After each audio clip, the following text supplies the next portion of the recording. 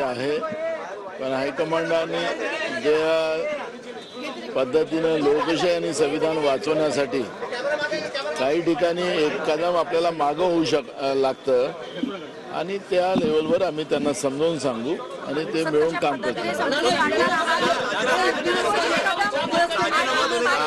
आम्ही सगळ्यांना समजावून सांगू.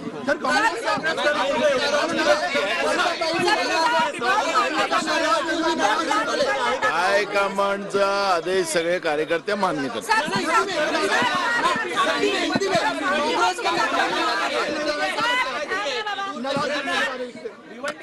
हाईकमांड के आदेश का पालन सब कार्यकर्ता करेंगे। देश की संवैधानिक व्यवस्था और लोकशाही को बचाने के लिए कांग्रेस के हमारे हाईकमांड ने उसमें निर्णय लिया है और कार्यकर्ता भी उस बात को एक्सेप्ट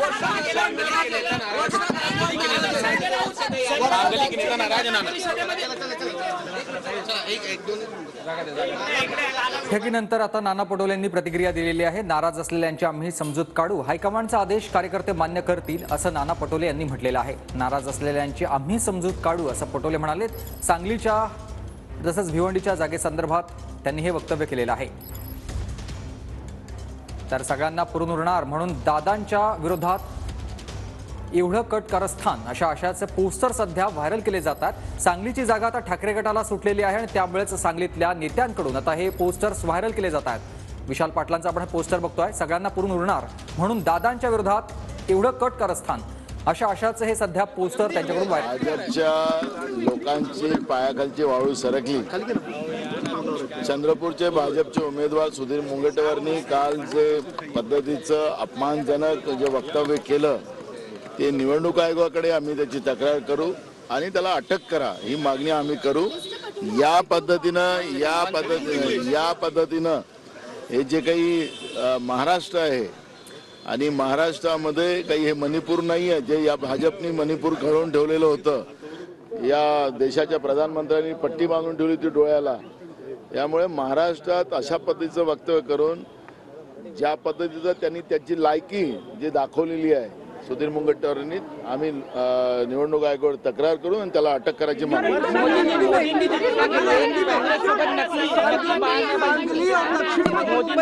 सुधीर मुनगंटीवार ने जिस तरह से जो वक्तव्य किया है वो लांछनास्पद है, उसका हम निषेध करते हैं। हम चुनाव आयोग को उनकी कंप्लेंट करेंगे और उसको अटक करने की बात करेंगे। बीजेपी की जो जमीन खसक गई है अपनी साख बचाने के लिए ये निचले लेवल पर बीजेपी आई है और उसको सब तरफ से उसका निषेध हो रहा है। आप सोशल मीडिया में भी देखिए कि जिस तरह से आज जो परिस्थिति बनी हुई है, लोगों ने उनको जितनी गाली देना था सोशल मीडिया पे देना शुरू है। भाजपा की ये जो नियत है, जो सोच है, जो गंदी सोच है वो सुधीर मुनगंटीवार के वक्तव्य से स्पष्ट होती है।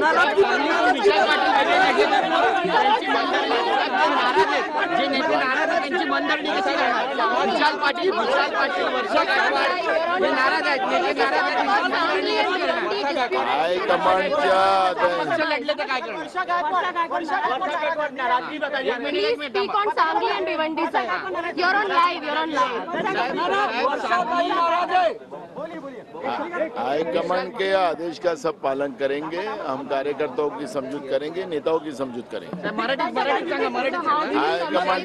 हायकमांडच्या आदेशाचं सगळे पालन करतील आणि ही लोकशाही आणि संविधान वाचवण्याची निवडणूक आहे, त्यांचं समाधान आम्ही करू। गुढीपाडवा विरोधकांना काय सांगू इच्छिता? आज संकल्पाचा दिवस आहे, 3.5 मुहूर्तांपैकी एक आहे। आजचा दिवस हा गुढीपाडव्याचा दिवस आहे। मी महाराष्ट्राच्या जनतेला या नवीन वर्षाच्या शुभेच्छा देतो आणि आज जे काही महाविकास आघाडीने या ठिकाणी निर्णय घेतलेत तो निर्णय महाराष्ट्राच्या हितासाठी आहे, महाराष्ट्राच्या शेतकऱ्यांसाठी आहे, महाराष्ट्राच्या तरुणांसाठी, गरिबांसाठी।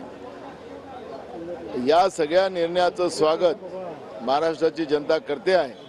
जे तानाशा प्रवृत्तीचं जे सरकार देशामध्ये बसलेलं आहे, ज्यांनी शेतकऱ्यांना संपवलं, ज्यांनी तरुणांना संपवलं, ज्यांनी या देशाच्या गरिबांना संपवलं आणि मूठभर उद्योगपतीसाठी काम केलं, त्या भाजपला महाराष्ट्रातून पानिपत करण्याचं, त्यांना संपवण्याचं महाराष्ट्राची जनतेने निर्णय घेतलेला आहे आणि म्हणून आजचा निर्णय महाविकास आघाडीचं सगळ्यांनी त्याचं स्वागत केलं. फडणवीस म्हणतात की आम्ही जगाला मार्गदर्शन केलेले हिंदू आहोत आणि विजयाची गुढी आम्ही उभारत आहोत.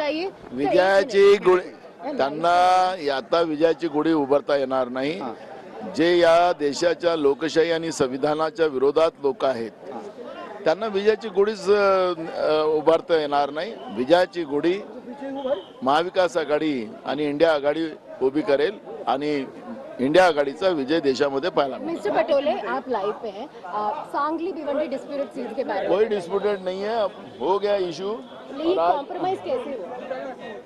कोई कॉम्प्रोमाइज नहीं है।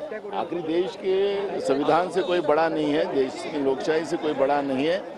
जो हमारे हाईकमांड का आदेश है उसका पालन हमारा सभी कार्यकर्ता और हमारे नाना पटोले माहिती घेतो मी, मला माहित नाही आता ते चर्चा ये जिस प्रकार से सीट सांगली के तमाम नेताओं में नाराजगी है। नाराज मुंबई सीट्स को लेके